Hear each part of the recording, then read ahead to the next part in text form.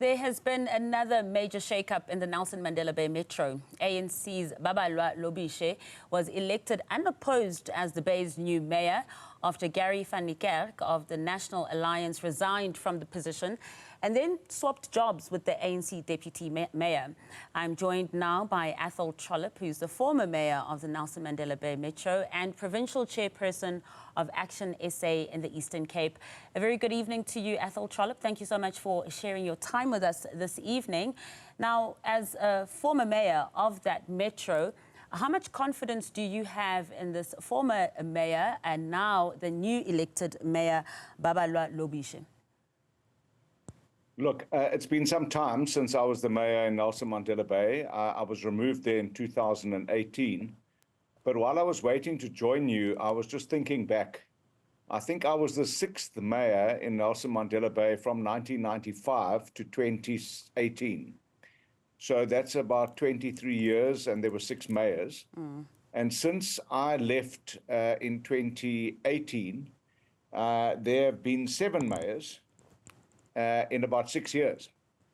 So that speaks of terrible instability, and you can see the consequences of that in Nelson Mandela Bay. I don't live there anymore, but I travel there at least twice a week, and it's a real crying shame. But what's happened there now, it's tantamount to a SIM swap on the same telephone. You know, you've had the deputy mayor being there for the last 2 years from the ANC, and she's now just swapped SIMs with the mayor, Gary van Niekerk, from the Northern Alliance, that now call themselves the National Alliance, who's been the mayor for 2 years, and it's been a complete disaster. For example, they spent 6% of their infrastructure budget this year, 6%. And we saw the consequences of that in the latest heavy rains they had in Kariga and Nelson Mandela Bay. People were swamped because the stormwater drains weren't cleaned. So it's really not going well in Nelson Mandela Bay, and I see no improvement in the pipeline. You describe it as a SIM swap. So basically you're saying that they changed the cast, but the script remains the same, the movie remains the same, the scenes remain the same, which means if Nelson Mandela Bay is on a downward trajectory, it's only going to get worse. I'm afraid, and you know, it's a very difficult thing. One doesn't want to always sound like a prophet of doom, but I did just think to myself that apart from having a revolving door of mayors in Nelson Mandela Bay, we've now just got people swapping chairs. And, you know, I call it a SIM swap. You take one SIM out of the same instrument and you put another SIM in, you carry on and you think things are going to change. It still operates exactly the same. So I really don't think that the people of Nelson Mandela Bay can expect any improvement whatsoever. I think it was just a case of move over. We're the biggest party. We want to take over the mayoralty now. We're tired of being the deputy mayor while a two-seat party has been occupying the mayoral seat. And I think the one thing about this is that voters must understand that if they vote for 1- and 2-seat parties, that they might end up being kingmakers. And once they find that they are kingmakers, they move themselves very quickly into positions of authority. And Gary van Niekerk has been a prime case. He really has not served the people of Nelson Mandela very well. The only thing that's been served well is himself.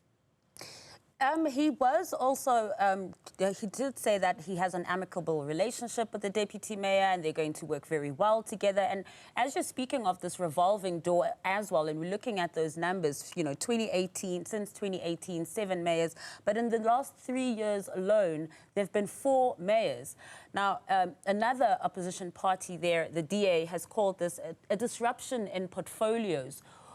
Is this something that you think would also be considered a disruption in portfolios and the work and the business of the day won't be done? Because if you're describing the situation of 6% of an infrastructure budget that's been spent this year and we're almost at the end of the year already, it's clearly a dire situation.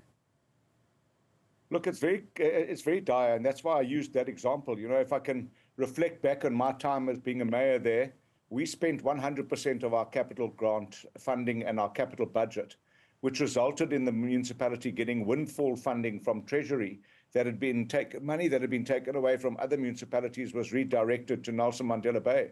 So if you have a government that's working and that's spending its budget effectively and efficiently, Treasury will reward that municipality, and then the net beneficiaries of that are the citizens of the municipality. So now what will happen, apart from those people that were devastated by the consequences of having stormwater drains blocked because the municipality hadn't spent its infrastructure budget, what will happen now is that Treasury is going to take that portion of unspent budget away from Nelson Mandela Bay, and they're going to redirect it to another municipality. So not only are the citizens of Nelson Mandela Bay being directly affected by the fact that stormwater drains aren't being cleaned and their homes are being flooded and infrastructure is broken, they're now going to have less service delivery because the budget's going to be redirected to another municipality. So it's actually just a lose-lose situation. And Mayor Lobishe was the deputy mayor for the last 2 years. And, you know, same people doing the same thing, just in different chairs, isn't really going to augur for anything different. Yeah, and in one of the media reports, the new Mayor Lobishe has said that one thing that they will be focusing on now as the victims of those floods, the heavy rains that you were speaking of earlier, and saying that they've realized that communities that have been heavily affected haven't been assisted properly, and now that the ANC has got the mayoral seat at the helm, they'll be able to look after the people. That is such scant consolation for the family members who've lost families that have lost family members. But let me just tell you, since 2018, within 2 months of me being kicked out in Nelson Mandela Bay, there was the drain cleaning scandal where the municipality voted 40 million rand in December or to the end of November, which was like a Christmas present to all the cadres' friends. And they dished out this money, the drains weren't cleaned, and some of the people got money and some of the cadres didn't get money, and they started turning on each other. And in 2019, I think 21 people were assassinated in Nelson Mandela Bay over that money that had just been misappropriated. So, you know, for Mayor Lobishe, the new Mayor Lobishe is saying now the ANC can look after their people. I'm afraid the ANC has shown in Nelson Mandela Bay that they just can't look after their people, and that's why they were removed. But what does puzzle me a little bit is in 2021, after that had many years of instability and revolving door of mayors, that the people of Nelson Mandela Bay still voted for the two main parties, but neither of them got a big majority or a big enough majority to govern. So I hope that these shenanigans that are going on now will refocus the electorate of Nelson Mandela Bay, and that in the next local government election in 2026, they will elect competent, capable people who can spend the money of the municipality properly and deliver services to them. Mayor Lobishe was elected unopposed in the Bay. As ActionSA, what have you done to ensure that that doesn't happen?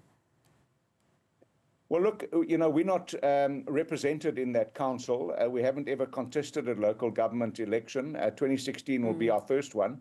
We have got branches and structures in Nelson Mandela Bay, and we will be contesting in that next election, and hopefully we can send a group of ActionSA representatives to council that can become part of setting up a new, competent, effective government. And we'd be very happy to play that role. And any experience that I've had in Nelson Mandela Bay, I'd be very happy to share with a new government to make sure that we do things better than have been done in the last 7 years, where we've had, as you say, 6 years, we've had 7 mayors. I think that's about the worst turnaround in the whole country. Yeah, and leading up to those local government elections where you will be able then to contest in 2026, if we're looking at the patterns of voter behavior so far, there's no party that's winning outright. When you're looking at the politics of Nelson Mandela Bay and having also worked there intricately so, do you think that should the results reflect what the national results reflect, which is shared power, that with that shared power that includes an ActionSA, that includes smaller parties as well, your 1%, your 2%, and of course the big parties as well, that they will be able to come around the table and work well together, considering what we see in other metros in the country where those relationships have not been really good? Look, I think we must all understand that coalitions are a relatively new concept in South Africa. So, you know, the only way you gain experience in coalition is by doing things, doing coalitions. So I think a lot of parties are learning a lot, and it's a steep learning curve. I do believe that coalitions work better when there are less parties involved.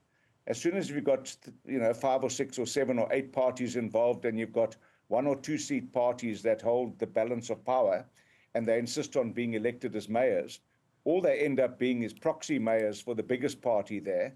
And you basically have the tail wagging the dog, which has been the case in Nelson Mandela Bay for the last 2 years. So I'm looking forward to 2016, where we might have a situation across the country where you have maybe 2 or 3 or 4 political parties at most coming together in a coalition to govern.